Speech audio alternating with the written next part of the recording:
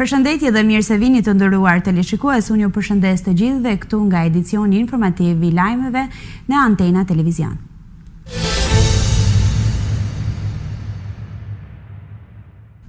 E hapim këtë edicion me një lajm tronditës, një vrasje me armë zjarri tronditi Shkodrë. Ngjarja e shënuar mes natën e kaluar në qytetin e Shkodrës, ku i vrarë ka mbetur 42 vjeçari Ilir Alia me profesion mjek, i cili është qelluar nga Dritani Meri. Viktima dhe autori ishin fqin, ndërsa shkak për ngjarjen dyshohet të ketë qenë një konflikt për pronat. Qyteti i Shkodrës është rënditur sërish nga një ngjarje kriminale. Një vrasje me armë zjarri është regjistruar mes natën e kaluar në lagjen Qemalstafa të këtij qyteti. I vrarë ka mbetur 42 vjeçari Ilir Alia me profesion mjek, i cili është shëlluar nga Dritani Meri. Viktima dhe autori ishin fqinj, ndërsa shkak për ngjarjen dyshohet të ketë qenë një konflikt për pronën. Viktima dhe agresori jetonin të dy në një pallat dhe secili prej tyre ka nga 3 hyrje, por mes tyre kishte konflikt. Raportohet se si fillim ka pasur zënka që ka degeneruar në sharje dhe ofendime, ku me pas Dritani Meri ka qelluar me pistolet me 2 plumba drejt Ilir Aliaj, duke e lënë të vdekur në vend. Gjatë momentit të sherrit ka qenë i pranishëm edhe djali i viktimës, rreth 17 vjeç, i cili ka parë të gjithë skenën e vrasjes së babait të tij. Fill pas ngjarjes, autori i vrasjes është fshehur në banesë, ndërsa refuzoi të dorëzohej në polici. Në vendin e ngjarjes mbërritën policia dhe forcat e ndërhyrjes së shpejtë, të cilët rrethuan perimetrin duke menduar që autori ndodhej në banesë. Më pas u kërkua edhe ndihma repartit Renea, pasi dera banesës autorit ishte e blinduar dhe nevojiteshin ekspert dhe mjete të sofistikuara për ta shpërthyer. Pas 4 orësh rrethim të banesës nga grupi i Reneas, aksioni dështoi pasi autoria kishte mbathur nga banesa. Mësohet se viktima Ilir Alia ka qenë duke bërë disa punime në katin e tretë, por nuk ka gjetur dakordsinë me autorin e vrasjes. Po ashtu mësohet se konflikti ka nisur çdje gjatë ditës. Pas mesnatës, Dritani Meri ka prishur një pjesë të punimeve që po bënte 40 vjeçari. Në këtë moment Ilir Alia është zgjuar nga xhumi dhe ka dalë jashtë për të biseduar. Biseda mes tyre ka përfunduar me ofendime dhe në atë moment Dritani Meri ka qelluar me 3 knumba në kokë 40 vjeçarin. Vrasja e 40 vjeçarit Ilir Alia është bërë në praninë e djalit të tij dhe nënës së tij. Vrasja e mjekut mbrëmjen e së premtes në qytetin ton risolli në vëmendje gjendjen skandaloze të mjeteve të shërbimit të urgjencës. Autoambulanca që kishte shkuar në vendngjarje dhe po transportonte viktimen pësoi defekt sapo nisej. Është dashur ndihma e policëve dhe e banorëve për ta shtyrë atë. Një incident as pak i këndshëm është regjistruar mbrëmjen e djeshme në Shkodër gjatë kohës kur ndodhi vrasja e mjekut. Ambulanca që u kishte ardhur në ndihmë familjarëve të Ilir Alia nuk ndizej e përpasoi. Është dashur që policë dhe banorët e lagjes Qemalstafa ta shtyjnë mjetin.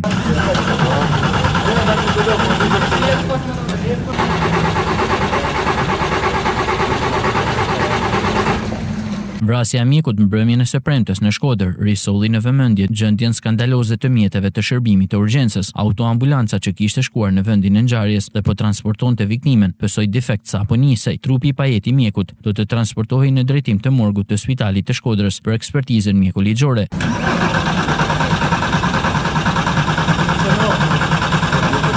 Shkak është bërë mungesa mjaftueshme e karburantit e përpasoi mjeti ka pësuar defekt. Pas disa tentativave për gati 15 minuta është arritur që mjeti të ndizej.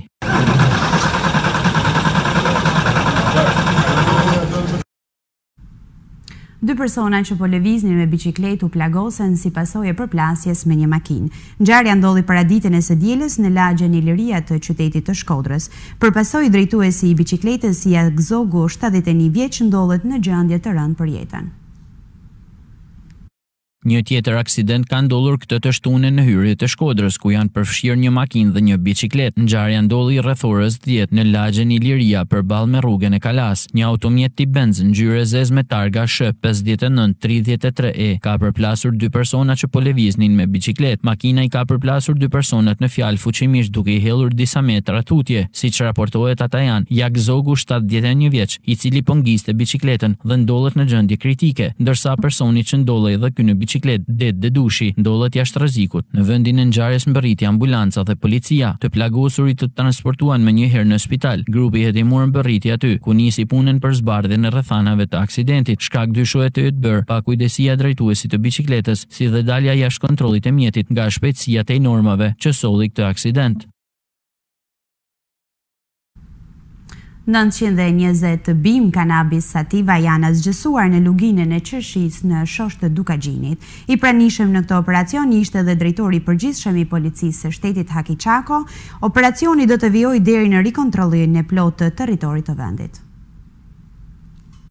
Policia e shtetit ka zhvilluar një operacion masiv antikanabis në shkallë vendi. Operacioni për rikontrollin e territorit për parandalimin, evidentimin dhe goditjen e kultivimit të kanabisit, si dhe të magazinimit dhe trafikimit të lëndëve narkotike. Zhvilluar nga ajri, deti e toka ka nisur prej datës 30 qershor. Të përfshira në këtë operacion ishin forcat Renea, FNSH, Policitë Vendore, Policia Kufitare, Delta Force, ndërsa operacioni është drejtuar dhe monitoruar nga drejtori i përgjithshëm i policisë së shtetit Haki Çako. Forcat Renea kanë zgjesuar në një terren me rrezikshmëri të lartë në Dukagjin 920 bim kanabis sativa. Bimët u evidentuan nga patrullimi nga ajri i policisë së Shkodrës. Bimët ishin të kultivuara në luginën e qershis në shosh në Dukagjin. Me ndihmën e helikopterit u bë mundur tërheqja e forcave Renea pas zgjesimit të bimëve narkotike. Për të ndjekur operacionin ka shkuar në Dukagjin drejtori i përgjithshëm i policisë së shtetit Haki Çako, drejtori i departamentit të sigurisë Altin Qato dhe drejtori i drejtorisë vendore të policisë Shkodër Gjovalin Loka. Çako ka përgëzuar dhe vlerësuar për kushtimin dhe sakrificën e punonjësve të policisë, veçanërisht të Reneas, por edhe të gjithë punonjësve të policisë së shtetit në tërësi. Gjithashtu ka theksuar se policia e shtetit do të përmbush me sukses këtë prioritet kombëtar të qeverisë për zgjerimin e fenomenit kanabis këtë vit. Operacioni masiv do të vijojë deri në rikontrollin e plotë të territorit të vendit.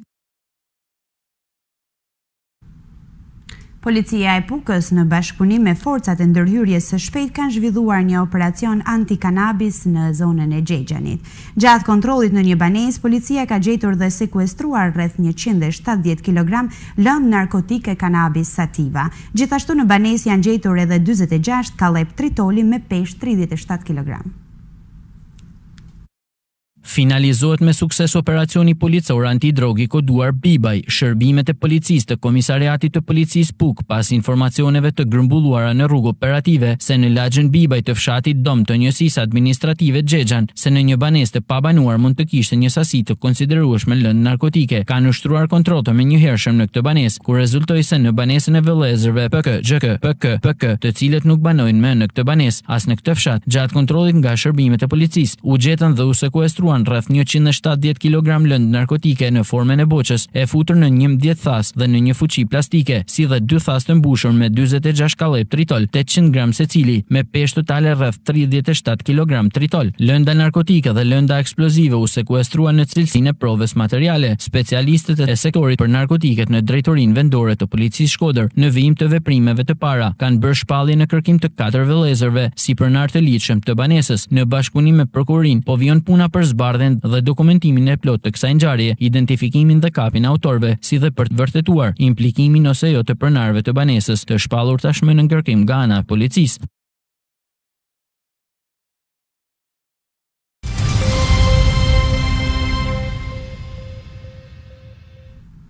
Vijojmë me informacionet të tjera. 4 grupet të task forces kanë nisur aksionet në terren për lidhjet e paligjshme të furnizimit me ujë në Shkodër. Drejtori i ndërmarrjes ujësjellës kanalizimeve Shkodër Mark Molla tha se deri në momentin që flasim janë konstatuar 100 lidhje të paligjshme në subjektet private dhe shtetërore dhe janë marrë masat e duhura administrative. Temperaturat e larta dhe thatësia që ka përfshirë gjithë vendin ton ka detyruar Bashkinë e Shkodrës që të mbledh grupet e task forces për të inspektuar në terren subjektet apo individët që ndërhyjnë në lidhjen e paligjshme të ujit të pijshëm. 4 grupet e task forces të përbërë nga punojës të ujësjellës kanalizime Shkodër, policia bashkiake dhe ajo e rendit kanë mbështetur këtë aksion që ka nisur prej disa ditësh në qytet. Aksioni drejtohej nga drejtuesi i ndërmarrjes së ujësjellës kanalizime Shkodër Mark Molla. Drejtori Molla tha se deri në momentin që flasim janë konstatuar 100 lidhje të paligjshme në subjektet private dhe shtetërore dhe janë marrë masat e duhura administrative. Aksioni realisht nuk është se ka filluar sot, ne kena filluar ka ditë me 4 grupe task force. Ne do vazhdojmë ditë në vazhdim. Realisht aksioni nuk është aksion rutinë, por është aksion i programuar mirë. Është aksion që ka filluar me disa gjoba, me sekuestrime të çesmeve ku është mundësia me sekuestruar dhe të tubacioneve që përdoren në paligjshme. Do jetë rasti i parë do jetë gjoba, rasti i dytë do kalojë njekje penale. Ne deri tani kena shkut rreth 100 lidhje të paligjshme, kena marrë rreth 20 masa administrative që do të thotë janë xhobit subjektet, qoftë ente private, qoftë biznese, dhe po vazhdojmë aksionin. I kënaqur nuk është kërkuar me pagu gjobën ose me pagu faturat, por na kanë mirë kuptuar. Molla tha se bashkia ka marrë një sër masash për furnizimin me ujë në qytet, si dhe për ndërprerjen e lidhjeve të paligjshme dhe shpërdorimit të ujit. Aksioni do të vijojë edhe ditët në vazhdim.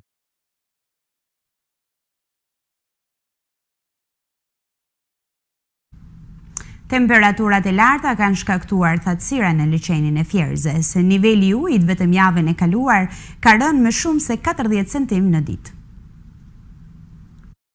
Temperaturat e larta në të njëjtën vlerë për afro 10 ditësh mesatarisht në 38 gradë kanë shkaktuar thatësirë dhe liçeni i Fierzës po shkon drejt zbrazjes së plot. Agregatet e Fierzës ndonse jo me kapacitete të plota ende punojnë dhe kjo e kushtëzuar nga sasia e importit të limituar sipas kontratave dhe pamundësia për të siguruar sasi tjetër të importit. Drini Bar dhe Drini Zi, dy burimet kryesore që furnizojnë liçenin e Fierzës, janë në nivelin më të ulët të prurjeve dhe që nuk i kalojnë 100 metër kub në sekond. Kjo situatë e pazakont mund të bëhet premisë për një krizë energjetike nëse vijohet me këtë ritëm dhe nëse nuk do të ketë rreshje.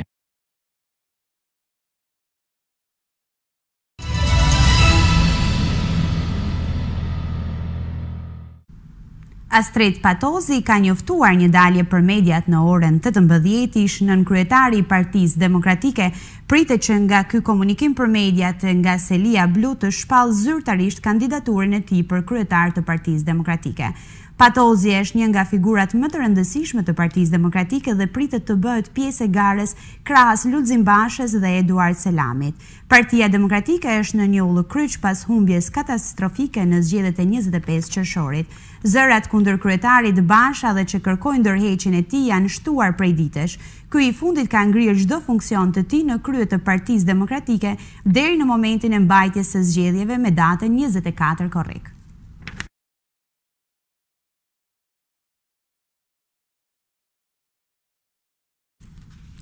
Zgjedhjet tashmë kanë përfunduar, jemi njohur me 140 ligjvënësit të rinj. Kësaj here Antena Televizion ju njeh me trendin e votës së qarkut Shkodër në krahasim me zgjedhjet parlamentare të vitit të 2013. Si ishte kalimi i votës, kush ishte më i favorizuar dhe kush ishin humbësit e mëdhenj të votave? Zgjedhjet e 25 qershorit tashmë kanë përfunduar. Jemi njohur me 140 ligjvënësit të rinj të Republikës së Shqipërisë. Edhe kësaj here Shkodra prodhoi 11 mandate deputetësh, të cilët sollen lëvizje votash në krahasim me 2013-ën. Duket sikur nuk ka ndryshuar asgjë me mandatet e KH-ve Majtas Djathtas, pasi sërish mbeten 6 në favor të së Majtës dhe 5 për të Djathtën. Qytetarët që dolën në votimet e së dielës në krahasim me 2013-ën ishin më të pakët, e përkthyer në shifra 9644 vota më pak. E Majta shqiptare nga ata që mundën të sigurojnë mandate deputetësh arriti të mblidhte 65210 vota, ndërsa e Djathta vetëm 40763 vota, ndërsa në 2013-ën shifrat ishin në një projekcion 57520 vota me 45799 vota. Parimisht qarku Shkodër ka votuar Majtas edhe kësaj here. Për sa i përket rezultateve të vitit 2013, kemi këto të dhëna. Lëvizja Socialiste për Integrim fitoi 12772 vota, Partia Socialiste 37984 vota, Partia Demokratike 45799 vota dhe Partia Kristian Demokrate 6764 vota. Ndërsa për zgjedhjet e së dielës së 25 qershorit situata ndryshoi, ku LSI mori vetëm 12737 vota, Partia Socialiste 39247 vota, Partia Demokratike 40763 vota, Partia Kristian Demokrate nuk arriti më shumë se 193 vota dhe Partia Socialdemokrate me plot 13226 vota. Ndryshime rrënjësore përsa i përket diferencës së vetë partive. Kështu, LSI ka humbur vetëm 35 vota, Partia Socialiste është rritur me një numër prej 1263 votash, ndërsa Partia Demokratike ka një humbje drastike prej 5036 votash. Po kështu, Partia Kristian Demokrate bie ndjeshëm me 6571 vota, ndërsa Partia Socialdemokrate me një rritje rekord prej 12659 votash. Kjo analizë thjesht del në përfundimin se qarku Shkodër tashmë ka drejtuar votën e tij Majtas. Nga 11 mandate deputetësh, 6 prej tyre janë për këtë krah politik. Votat më të shumta janë të humbura nga Partia Demokratike, e cila prej 27 vitesh kishte Shkodrën bastion të saj, por që prej 2013-s tashmë ka ndryshuar. Edhe pse ka një rënje drastike votash në total me vitin 2013, sërish e Majta njeh një rritje jo të vogël. Sistemi zgjedhor nuk i ka lejuar kësaj të fundit të arrijë një tjetër mandat. Deputeti, pasi votat janë shpërndarë në 3 forca të ndryshme politike, PS, LSI dhe PDS. Edhe në Shkodër ka humbës dhe humbës të mëdhenj. Partia Demokratike ka arritur të ruaj rezultatin e mandateve të 2013-s, por pikjata e votave është shqetësuese për të.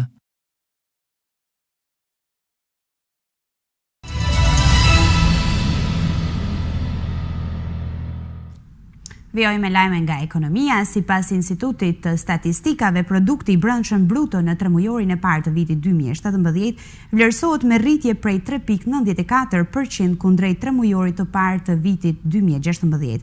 Kontributin kryesor në këtë rritje e kanë dhënë dega e ndërtimit me plus 1%. Produkti brendshëm bruto për tremujorin e parë të vitit 2017 në krahasim me tremujorin e parë të vitit 2016 është rritur me 3.94%. Në krahasim me tremujorin e katërt të vitit 2016, ekonomia vlerësohet me rritje me 0.74%. Industria përpunuese gjithashtu është rritur me 3.41%. Nga ana tjetër, industria nxjerrëse vijoi ecurim negative, duke shënuar rënje me 3.93%. Aktiviteti i ndërtimit pati rritje me 14.06%, indikuar nga investimet publike, si dhe investimet private të lidhura kryesisht me projektin TAP.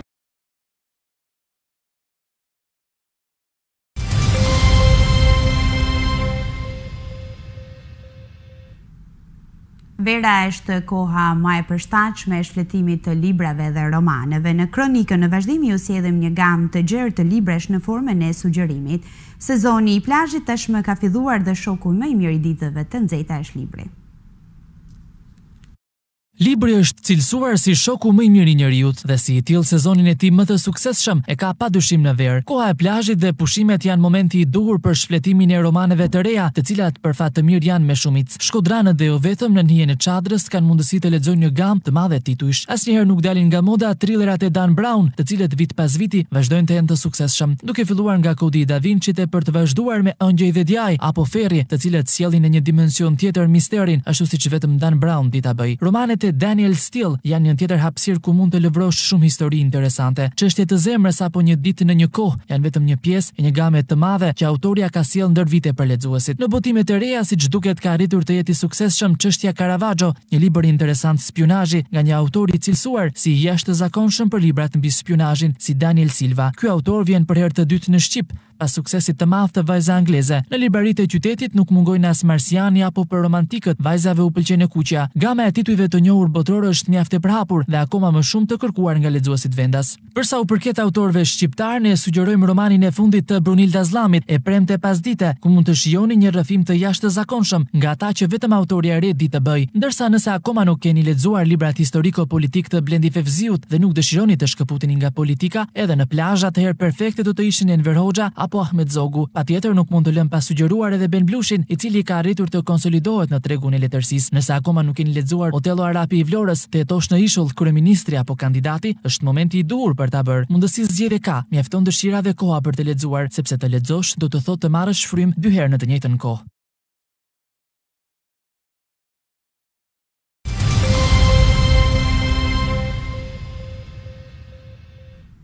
Vijojmë me informacionet tona. Pas një lidhje shumë vjeçare, futbollisti 4 herë fitues i Topit të Art, Lionel Messi është martuar. Ceremonia është organizuar në vendlindjen e tij të pranishëm në festë ishin edhe shumë miq dhe shok të skuadrës së tij. Nga lidhja me Antonella Roccuzzo, ai është babai i 2 fëmijëve.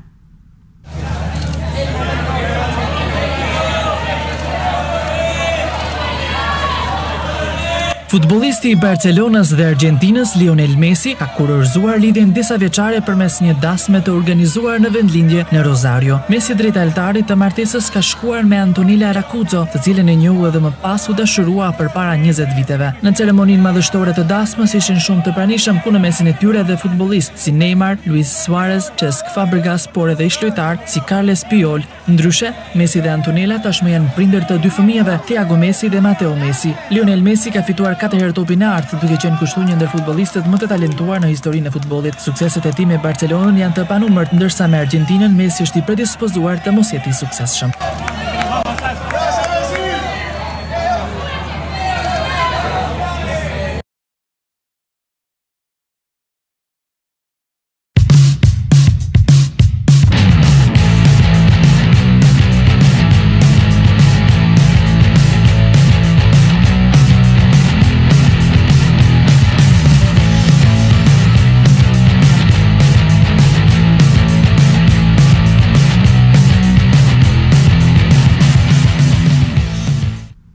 Me këtë lajm nga sporti kemi përfunduar edicionin ton informativ. Unë ju rikujtoj adresën ton të internetit www.antena.al, ku mund të gjeni të gjitha informacionet kryesore të përgatitur nga gazetarët tanë. Unë ju falenderoj që qëndruat me ne, bashkë mirupafshim.